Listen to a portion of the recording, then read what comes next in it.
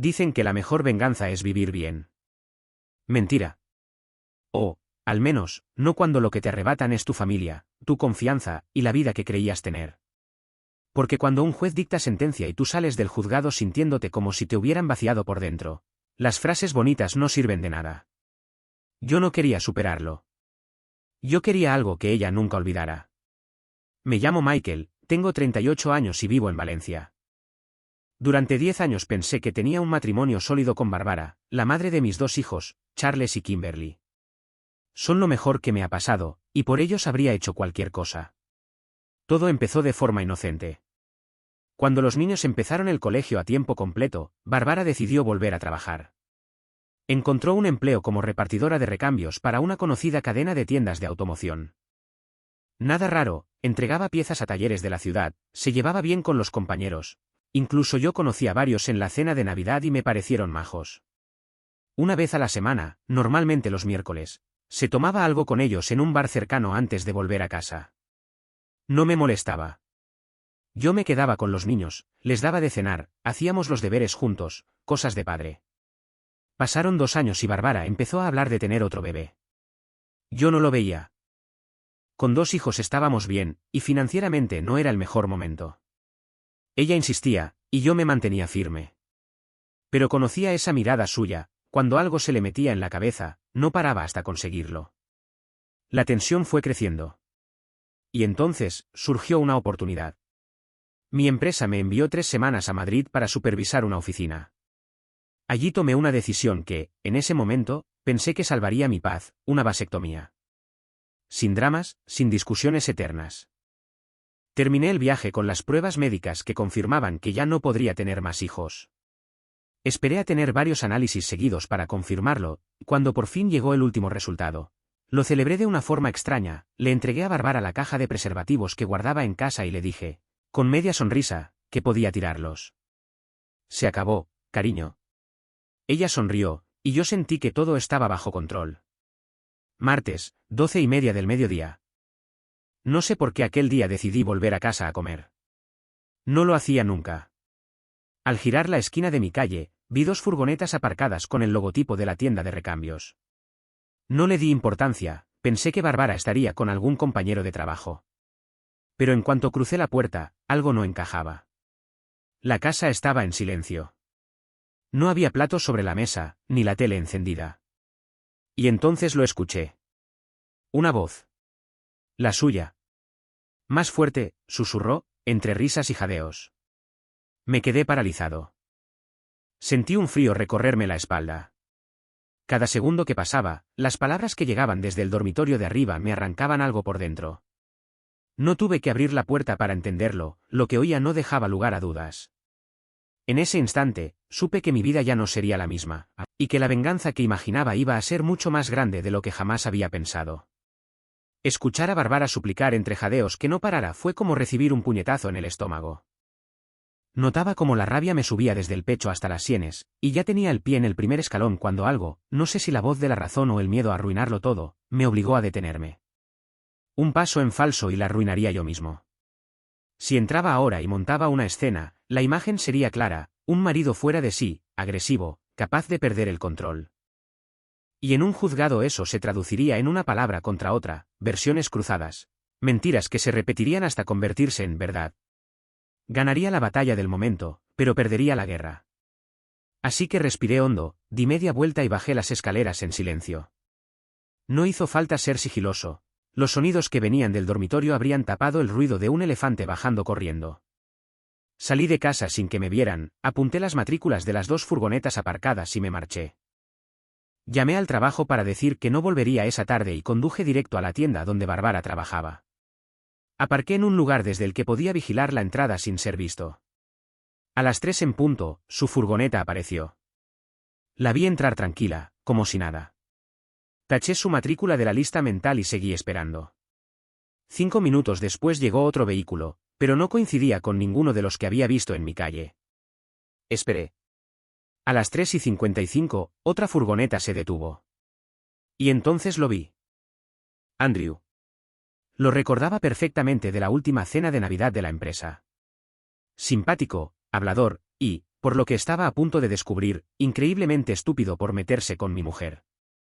Esa noche llamé a casa fingiendo que tenía que quedarme trabajando hasta tarde en un proyecto. Ella no sospechó nada. A la mañana siguiente, salí antes de que despertara y fui directo al despacho. Mi objetivo estaba claro, encontrar al mejor abogado de divorcios de Valencia. Me recibió ese mismo día. Y las noticias fueron un jarro de agua fría. En España, me explicó, la infidelidad no cambiaba mucho las cosas en un divorcio. Bárbara se quedaría con la mitad de todo, yo probablemente pagaría las costas, sus abogados, y además una pensión compensatoria porque mi salario era mayor. La custodia compartida no estaba garantizada, de hecho, si no podía demostrar que ella era incapaz de cuidar a los niños, tendría que conformarme con verlos menos de lo que quería. Salí de allí sintiéndome vacío. Legalmente, estaba perdido. Pero mientras conducía de vuelta a casa, algo empezó a arder dentro de mí. No podía impedir que me destrozaran los papeles, pero sí podía asegurarme de que pagara, de una forma que ella nunca olvidara. Aparqué frente a nuestra casa y me quedé sentado, respirando despacio para que la rabia no se me escapara en la cara. Entraría sonriendo, como si no hubiera pasado nada. No debía sospechar ni por un segundo que yo sabía la verdad. Porque el momento de ajustar cuentas llegaría, y cuando llegara, no habría marcha atrás. Durante semanas, mi cabeza no dejó de darle vueltas a un solo pensamiento: cómo conseguir la prueba definitiva que me permitiera hundir a Bárbara en el divorcio sin que yo pareciera el villano. La oportunidad llegó de la forma más fría y calculada posible. 3 semanas después, recibí el segundo informe médico que confirmaba mi esterilidad. Ahí, la idea se encendió como una chispa. Andrew, su compañero de trabajo, tenía una complexión parecida a la mía. Si ella quedaba embarazada de él, un simple análisis de ADN dejaría claro que no era hijo mío. Y eso sí sería prueba irrefutable. La pregunta era, ¿aceptaría ella mantener relaciones sin protección con él si yo fingía que estaba dispuesto a tener otro hijo? Había una forma de averiguarlo. Esa noche monté mi pequeña obra de teatro, fingí que había cambiado de opinión y le dije que tirara los preservativos. Me puse serio, la miré a los ojos y solté: si quieres otro bebé, vamos a intentarlo. Ella sonrió de oreja a oreja y, sin sospechar nada, lo hizo. Durante 6 meses seguimos un patrón casi mecánico, en los días que, según ella, eran los más fértiles. Hacíamos nuestro intento y yo, en secreto, pasaba en mi pausa de comida por casa. Siempre había 2 furgonetas de la empresa aparcadas en la entrada. Pero nada ocurría. Ni un retraso, ni una sospecha. O Andrew era estéril también, o ella le obligaba a usar protección. Bárbara empezaba a desesperarse. Recordaba cómo con Charles y Kimberly se había quedado embarazada casi de inmediato, y ahora nada. Yo fingía preocupación, pero por dentro hervía, no quería ese hijo, quería que quedara en evidencia. Entonces, una noche, me encontré con un viejo amigo del instituto, Brian. En cuanto me vio supo que algo me pasaba. Después de un par de cervezas, le solté toda la historia. Se quedó callado unos segundos, luego me miró con una media sonrisa que me dio escalofríos. Si de verdad quieres que se quede embarazada, yo puedo ayudarte. Tengo 3 hijos, así que ya sabes que no fallo. Y si lo hacemos bien, ni se enterará. Me explicó su idea. Consistía en hacerle creer a Bárbara que el problema para concebir estaba en la falta de pasión, después de tantos años.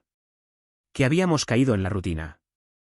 Yo le diría que había leído un artículo médico sobre eso, que proponía juegos y cambios para reactivar la química de la pareja.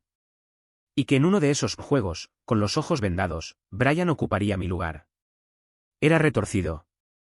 Y peligroso. Pero en mi mente sonaba como el golpe maestro. Esa misma noche, al llegar a casa, le pregunté a Bárbara si estaba segura de que sus cálculos sobre la fertilidad eran correctos. Ella sacó su tabla, llena de fechas y temperaturas, y me dijo que no había margen de error. Entonces el problema es otro, dije, con un tono de falsa preocupación. El mes pasado leí un artículo en la consulta del médico. Decía que algunas parejas, después de años sin intentar un embarazo, pierden la intensidad necesaria. ¿Qué hay que encender otra vez esa chispa? Me miró con curiosidad. ¿Y cómo se hace eso? El artículo proponía varias estrategias, respondí, dejando una pausa estudiada. Una de ellas es el juego de roles. Probar algo diferente, romper la rutina. Ella sonrió, quizá pensando que aquello podría ser divertido. Yo, en cambio, ya estaba viendo cómo esta pieza encajaba perfectamente en mi plan. Y esto es lo que quiero que hagas, le dije, como si fuera la idea más natural del mundo. ¿Estás listo? Respondió, con una sonrisa nerviosa mientras salíamos del coche. La vi caminar hacia el bar, segura de sí misma, vestida para llamar la atención. Y lo consiguió, todas las miradas se giraron hacia ella. Pensé que, en cierto modo, era el disfraz perfecto, aunque para mí no era un disfraz. Aquella noche, Bárbara estaba interpretando su papel a la perfección, el de la mujer infiel. Esperé 15 minutos antes de seguirla. Me senté en la barra, desde donde podía vigilar cada gesto. En apenas unos minutos, varios hombres se acercaron a su mesa.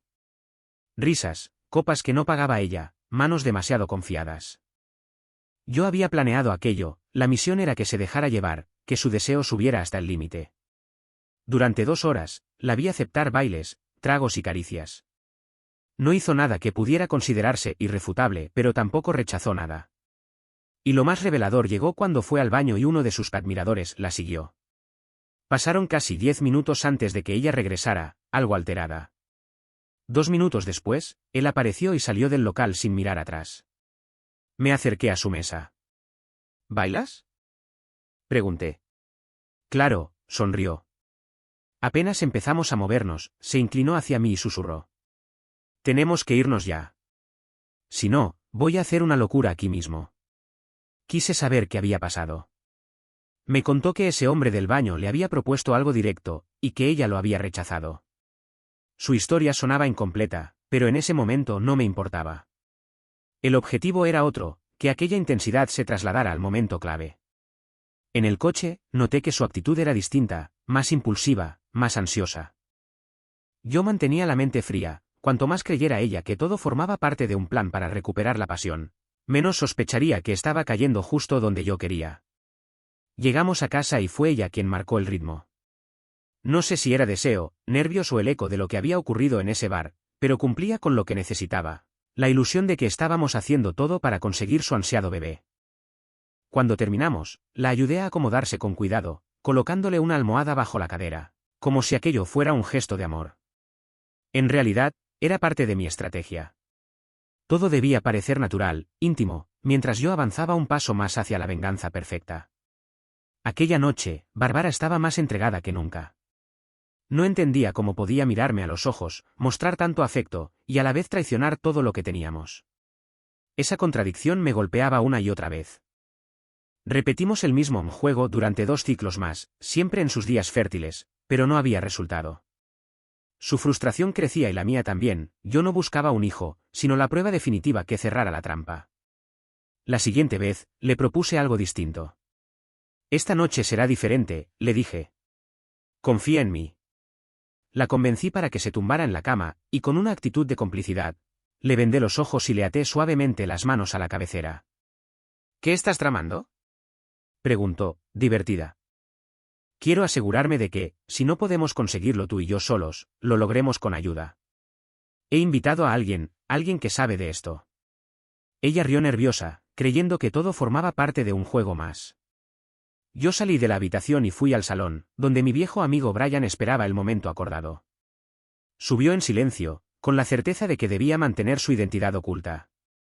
Desde el umbral, observé cómo se acercaba y cómo Bárbara reaccionaba a su presencia, sin saber quién era. No intercambiaron palabras.